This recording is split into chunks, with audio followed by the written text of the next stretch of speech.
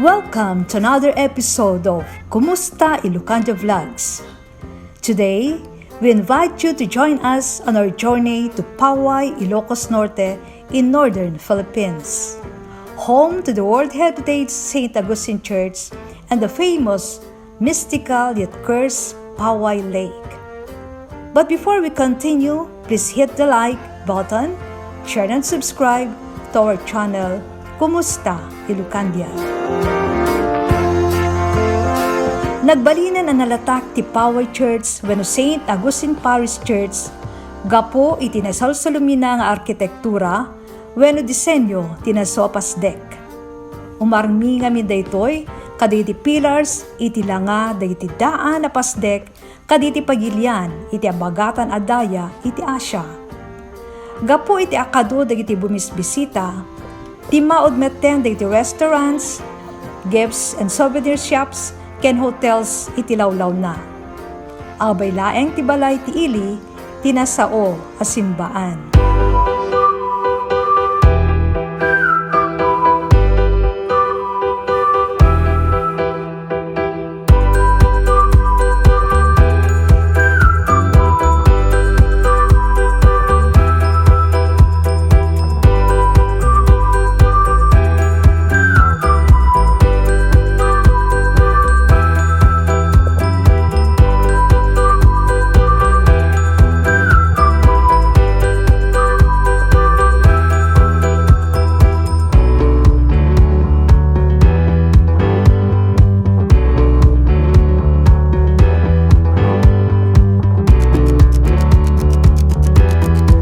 Napakalawak ang parke sa harap ng simbahan at maluwag na paglalaruan o picture-taking activities ng mga bisita.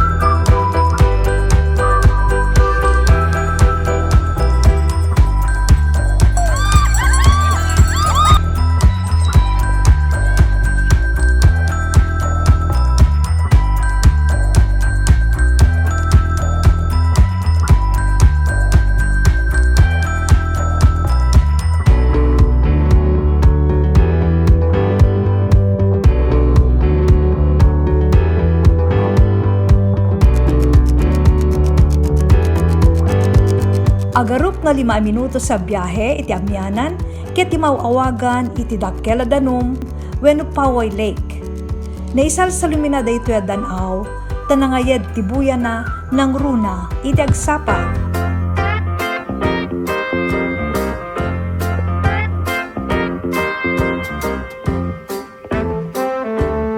Ditoy ti pagapuan ti daduma supply ti ikan iti probinsya ti Ilokos Norte.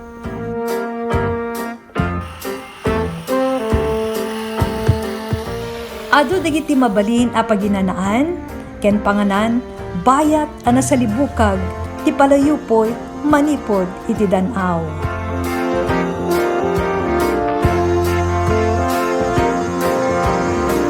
Maliban sa mga kainan, may mga hotels na rin at view deck para sa mga bird watchers.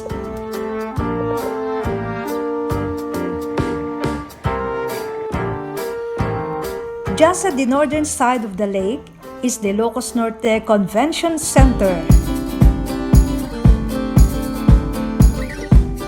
Napakalawak na hotel at social functions area para sa mga conventions, seminars, weddings at iba pa.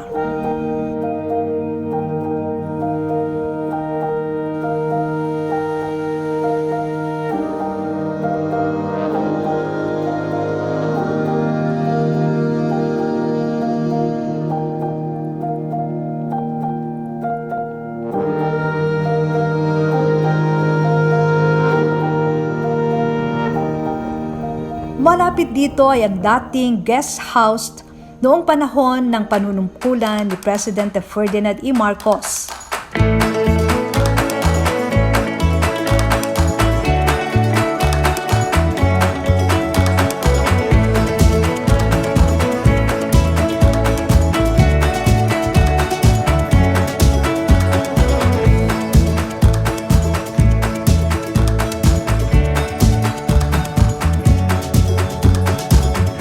eastern side of the lake is the Malacanan of the North.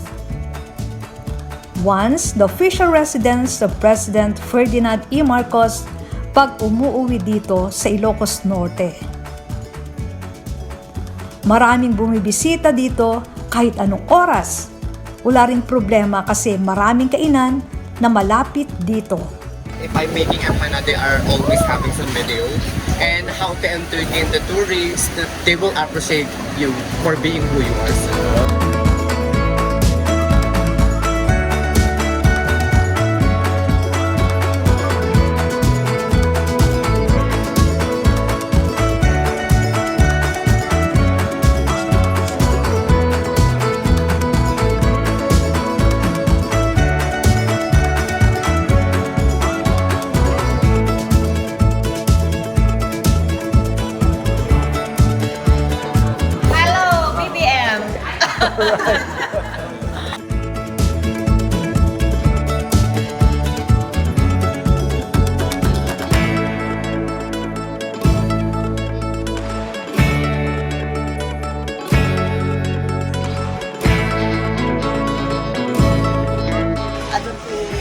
Bago na ito.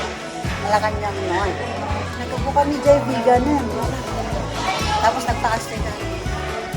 Amin na taga Pangasinan, may kayo pa siya dito Malacanan Norte. Nagpintas dito At ito makita yung nagpintas nga view.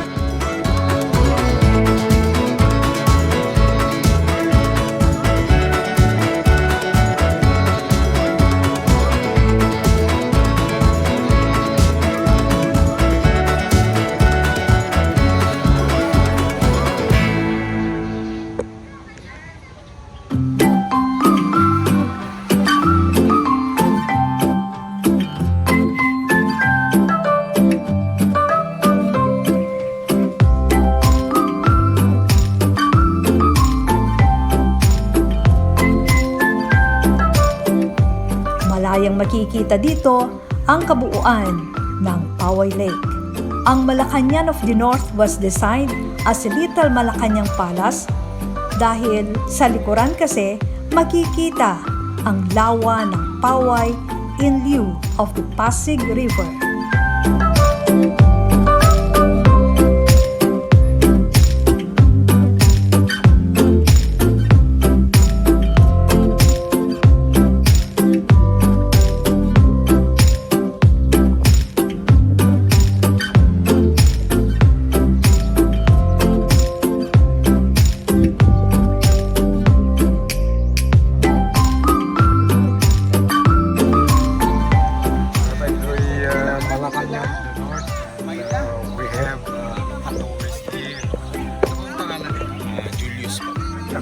Taga saan ka, Julius? Taga San Mateo. San Mateo Rizal. So, ilan kayo sa grupo ninyo ngayon pupunta rito sa Ilokos? 5 po kaming adults, tapos may kasama po kaming bata. So, from here, saan pa kayo pupunta? Pababa na po kami ng Ilokos. Galing po kami ng Pagudud, saka po na Lawag.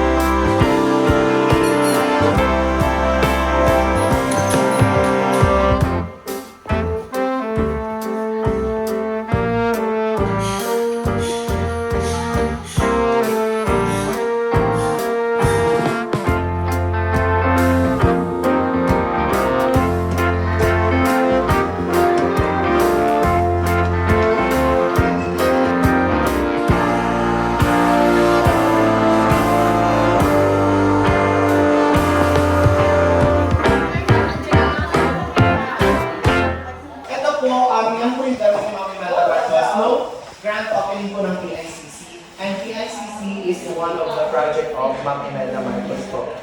And ito naman po, these are her collections, and all of her collections are all related to culture and arts po, because Ma'am Imelda Marcos is an ambassadress of culture and arts po. And ito naman po, these are her projects naman po, like PICC, CCP Complex. Ito naman po yung mga pinagawa po niya.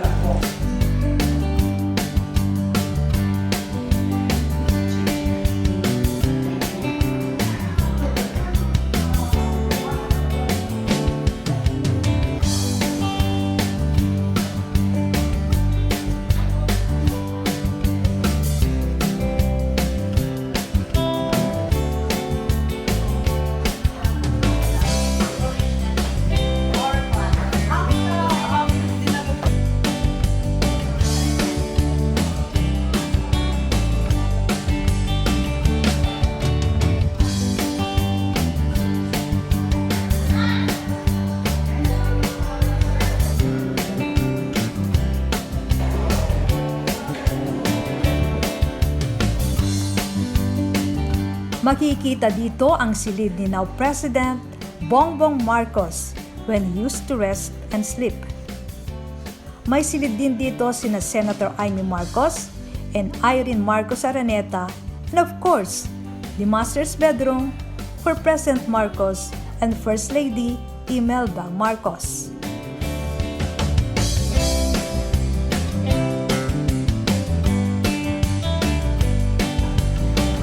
We can also view the study room of the late president as well as 3 adjacent rooms exhibiting his agricultural projects during his reign,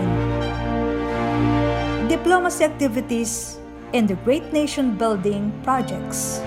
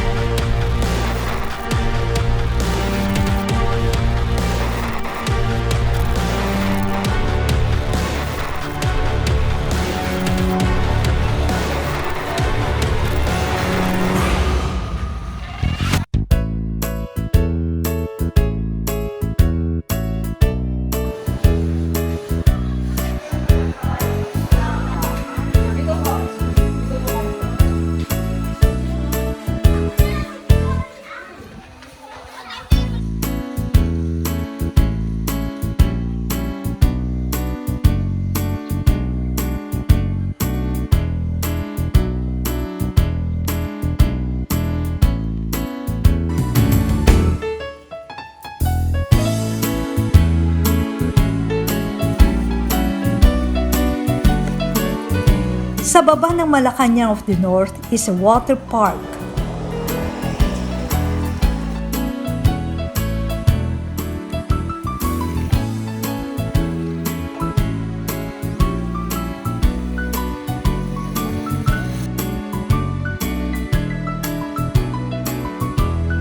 Dito, pwedeng mag-enjoy ang mga picnickers at swimmers sa malinis at malamig na tubig ng lawa.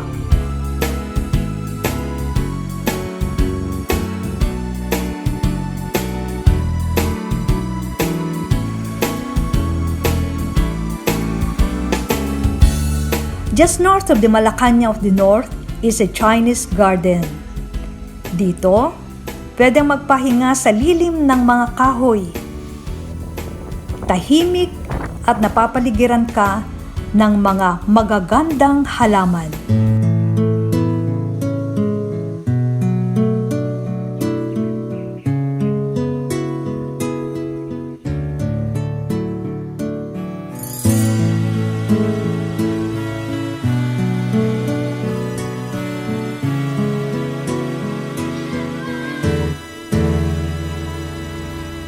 Candy sun, you're the love of my life. You're the one I ask for to light up my life. Candy sun, you're the love of my life. You're the one I'm looking for to light up my life. When I grow older, I will be there at your side to remind you how I still love you. I still love you. So ano pang hinihintay ninyo? Tara na at puntahan ang Paoay, Ilokos Norte.